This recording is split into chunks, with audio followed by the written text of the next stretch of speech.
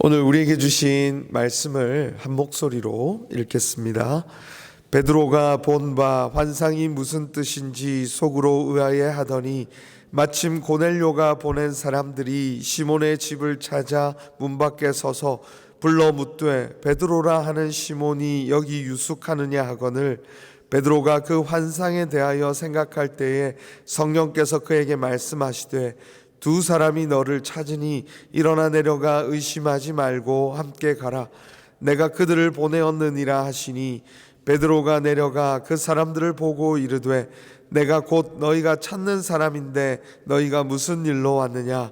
그들이 대답하되 백부장 고넬료는 의인이요 하나님을 경외하는 사람이라 유대 온 족속이 칭찬하더니 그가 거룩한 천사의 지시를 받아 당신을 그 집으로 청하여 말을 들으려 하느니라 한데 베드로가 불러 들여 유숙하게 하니라. 이튿날 일어나 그들과 함께 갈새 욥바에서 온 어떤 형제들도 함께 가니라.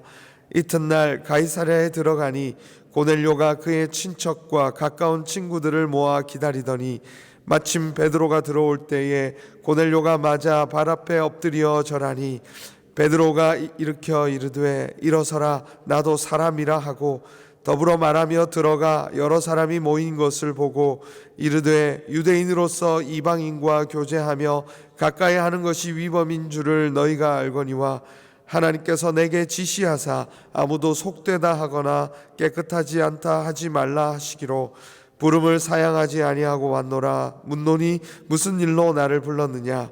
고넬료가 이르되 내가 나흘 전 이맘때까지 내 집에서 제9시 기도를 하는데 갑자기 한 사람이 빛난 옷을 입고 내 앞에 서서 말하되 고넬료야 하나님이 내 기도를 들으시고 내 구제를 기억하셨으니 사람을 욥바에 보내어 베드로라 하는 시몬을 청하라.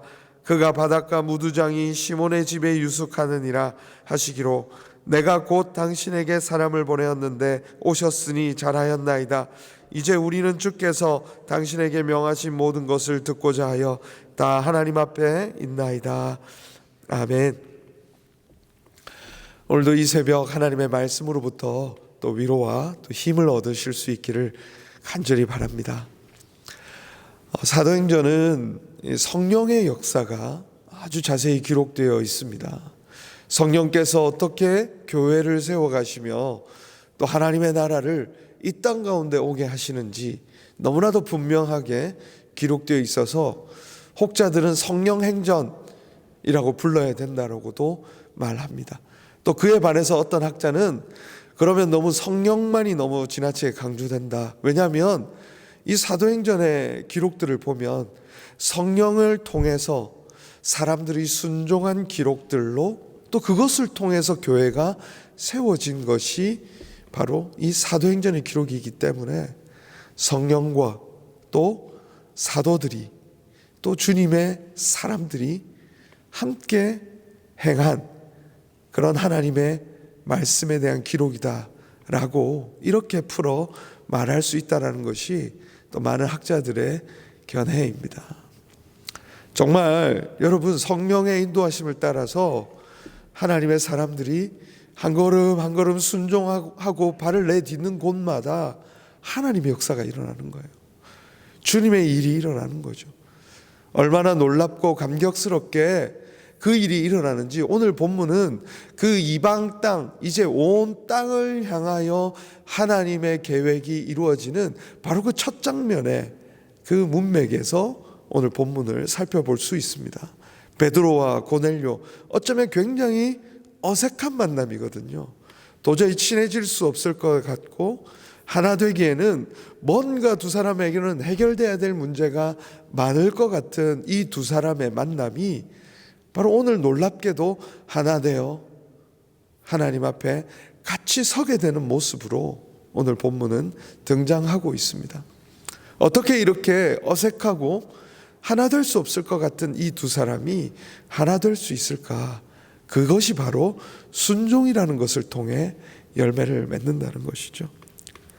이 순종의 길을 걸어가도록 우리 주님께서 오늘 본문은 어떻게 은혜를 주시는지 분명히 기록되어 있습니다. 순종하려고 하는 곳곳마다 성령께서는 그때그때 필요한 말씀들로 채워 가시는 것이죠. 우리가 이 말씀을 깨닫고 우리가 어떻게 살아가야 될지를 알려주시는 것이 주님의 인도하심이라는 것입니다. 그것이 우리가 순종할 수 있는 가장 먼저입니다. 하나님의 말씀을 깨닫도록 인도해 주시는 주님의 인도하심을 받아 나아가는 것. 먼저 베드로는 어떤 환상을 보았습니까? 온갖 짐승들이 한 곳에 들려서 이렇게 내려오는 거예요. 그리고 주님께서는 그것을 다 먹으라 하시는 거죠. 여러분, 이 얼마나 베드로에게는 낯선 장면입니까? 그것을 도저히 먹지 말라고 한 레위기 11장에 먹지 말라고 한 그 동물들, 그 짐승들이 포함돼서 같이 내려온 거예요. 부정하다라고 하신 그 음식을 제가 먹을 수는 없습니다. 그러나 거듭해서 그 일이 자기에게 보여진 거죠. 여러분, 두 번 연거푸 이 여러 번 해서 이 일이 드러났다는 것은 이 단순하게 생각할 문제가 아니라는 것이죠. 고민하고 있는 베드로에게 이제 마침 누가 나타납니까? 고넬료와 그의 가족들이, 그가 보낸 사람들이 이제 등장하게 되는 것이죠. 그러면서 뭔가 어쩌면 이 베드로의 마음속에 구슬이 꿰어지는 것 같은 그런 아마 마음속에 생각들이 일어났을 거라고 생각이 됩니다. 그리고 고넬료와 그 사람들을 맞아들이고 가는 그 일은 그에게 있어서도 사실 버겁고 곤란스러운 일입니다. 살펴보겠지만 고넬료는 로마의 백부장이에요. 로마의 백부장. 이 식민지를 다스리고 있는 군인이라는 말입니다. 근데 그를 맞아들이고, 더더군다나 그런 민족적인 차원의 정서의 문제를 넘어서 유대교는 이방인들과 함께 하지 말라고 하는 그런 법이 그들에게 있기 때문에 그가 나중에서도 말하죠. 이거는 위법이지만 내가 가노라. 그런데 그 과정에서도 보십시오. 20절 말씀에 보면 뭐라고 나와 있습니까? 성령께서 의심하지 말고 내려가라 라고 그 마음에 흔들리고 어쩌면 의심하고 불안해하고 평생 그가 살아왔던 방식과 다른 방식의 인도하심을 따라서 나아가는 그 길이 쉽지는 않잖아요. 그런데 성령께서는 어떻게 해주시는 거예요? 그 때때마다 어쩌면 그 환상을 본 그 다음 바로 직후에, 그리고 고넬료가 보낸 사람들을 만난 그때에도 주님은 우리가 그 말씀을 깨닫고 그 앞에 순종할 수 있도록 그 길을 열어주시는 거죠. 그리고 마침내 여러분 28절 말씀 같이 한번 읽어볼까요? 28절입니다. 시작. 이르되 유대인으로서 이방인과 교제하며 가까이 가는 것이 위법인 줄을 너희도 알거니와 하나님께서 내게 지시하사 아무도 속되다 하거나 깨끗하다 않다 하지 말라 하시기로. 말을 어렵게 해놨죠. 깨끗하지 않다 하지 말라 하시기로. 근데 여러분 여기서 주목해야 될 단어가 아무도라는 거예요. 아무도. 원래는 여러분 짐승의 문제로 이 베드로는 마음에 갈등했었습니다. 그 환상이 무슨 의미일까 갈등했다는 거죠. 그런데 어느 순간 이 고넬료가 찾아오고 그걸 만나는 과정 속에서 베드로는 한 걸음 더 전진하기 시작한 거예요. 어디로? 아무도라고 하는 여기까지 의식이, 그의 믿음이, 그의 소망이, 그의 눈이 이제 열려서 한 걸음 더 디디게 된 거예요. 단지 짐승의 문제가 아니라, 단지 정결법의 문제가 아니라 이방인들까지도, 이방인들을 부정하다 해서는 안 되는구나. 그러한 자리까지 믿음으로 나아가 이제 진정으로 더 순종해 나아갈 수 있도록 하나님께서 그를 인도해 주고 계시다는 것입니다.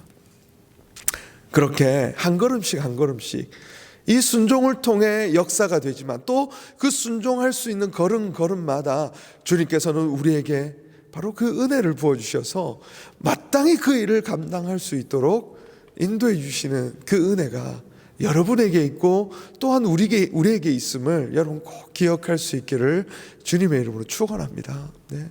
그 인도하심을 받아 나아가는 겁니다. 당장은 어쩌면 순종의 길이 어떻습니까? 엎치락 뒤치락 합니다. 맞는 것 같다가도 아닌 것 같다가도. 그런 것이 사실 말씀을 따라가다 보면 늘 마주치는 일이 엎치락 뒤치락 하는 것입니다. 이게 맞나?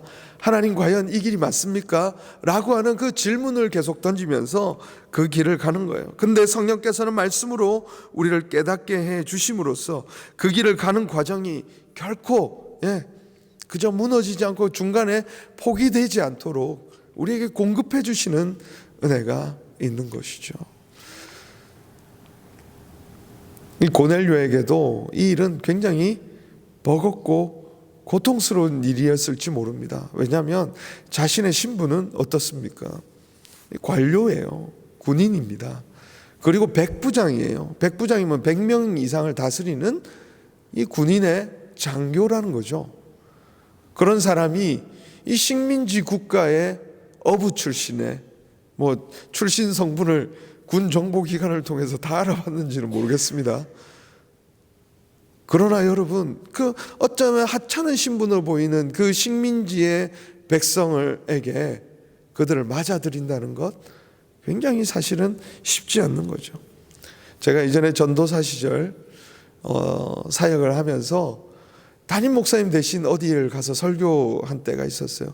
처음에는 그분들이 저를 이렇게 담임 목사님이 안 오셨네요 이러면서 저를 처음에는 이렇게 보시더라고요. 그리고 설교를 하고 나니까 이분들의 태도가 조금 바뀌는 겁니다. 말씀을 나누고 하나님께서 주신 은혜를 같이 나누고 있으니까 그때서야 이제 저를 사역자 대접을 조금 해주시더라고요. 우리의 눈은 때때로 그렇게 사람들을 향하여서 편견과 선입관이 사로잡혀 있습니다. 그것을 그 렌즈를 통해서 오랫동안 봐왔던 것들 때문에 하나님이 오늘 우리에게 보여주시고자 하시는 것들을 못 볼 때가 참 많아요. 우리의 렌즈는 색안경이 끼워져 있는 것이죠.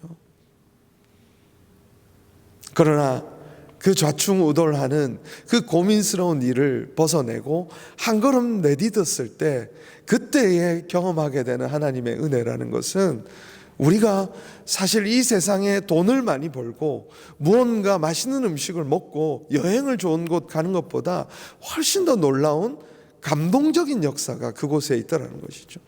저는 이 은혜가, 이 감동의 은혜가 우리의 가정에, 우리 교회 공동체 곳곳에 일어나기를 원합니다. 하나님의 말씀을 쫓아 그것이 내게 당장은 부딪혀오고, 베드로에게도 이 일은 순종하기 어렵습니다. 똑같은 일입니다. 식민지 군대, 그들을 통치하고 있는 사람들에게 어찌하여 달려가겠습니까? 이방인인 그에게. 그러나 그 일들을 통해서 하나님의 역사가 이루어질 준비가 되고 있는 것이죠.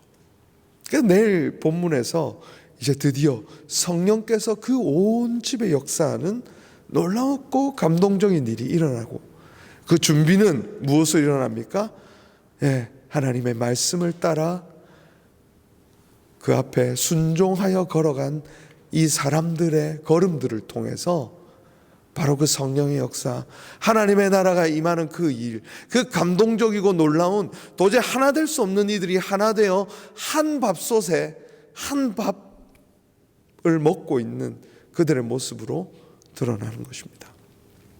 오늘 이런 순종의 길, 부딪힘이 있고 내 생각과 다르지만 그곳에 하나님께서 이루실 그 일을 바라보며 또 말씀을 깨닫게 해주시고 더 깊은 자리로 우리를, 그 더 깊은 진리의 자리로 이끄실 주님을 바라보며 한 걸음 순종을 내딛고 나아갈 수 있는, 그래서 감동의 역사의 현장의 주인공이 될 수 있는 저와 여러분 될 수 있기를 주님의 이름으로 축원합니다. 기도하겠습니다. 하나님 아버지, 감사합니다. 하나님, 우리를 불러 하나님 이 세상에 즐거움과 유익만을 쫓고 살아가다가 끝나는 인생이 아니라 하나님 나라의 영광, 정말 이 세상에서 꿈꿀 수 없는 일을 꿈꾸고 또 맛보고 또 누리며 살아갈 수 있도록 우리 인생을 불러주셔서 감사합니다. 하나님, 그러나 그 일이 순종을 통해 주님께서 깨닫게 해주신 말씀을 따라 순종하는 걸음을 통해 준비된다는 사실을 다시 한번 오늘 본문을 통해 살펴봅니다. 우리로 그 길을 갈 수 있도록 인도해 주시옵소서. 주님께서 이 시대를 향하여서, 우리의 가정을 향하여서, 나의 삶을 향하여서 원하시는 뜻이 무엇인지 그 앞에 간절히, 또 고넬료가 베드로를 맞아들일 때에 겸손한 마음으로 그를 맞아들였듯 우리가 하나님의 말씀을 그 겸손한 마음으로 맞아들이고 그 앞에 순종의 걸음 걸을 수 있도록 역사해 주시옵소서. 하나님, 곳곳마다 하나님 정말 은혜가 필요한 곳이 많이 있습니다. 하나님, 방황하는 사람들이 참 많이 있고, 하나님 힘겨운 상황들, 도저히 해결할 수 없는 상황들로 말미암아 하나님 앞에 의지하는 사람들이 있습니다. 주님, 은혜를 주셔서 그 길을 능히 감당하고도 넘도록 주님 역사하는 하나님의 손길을 맛보며 나아갈 수 있도록 인도해 주시옵소서. 오늘 이 새벽에도 주님, 우리 한 명 한 명의 기도 제목을 들으시고 가장 선한 길로 응답해 주실 줄 믿고 거룩하신 예수님의 이름으로 기도합니다. 아멘.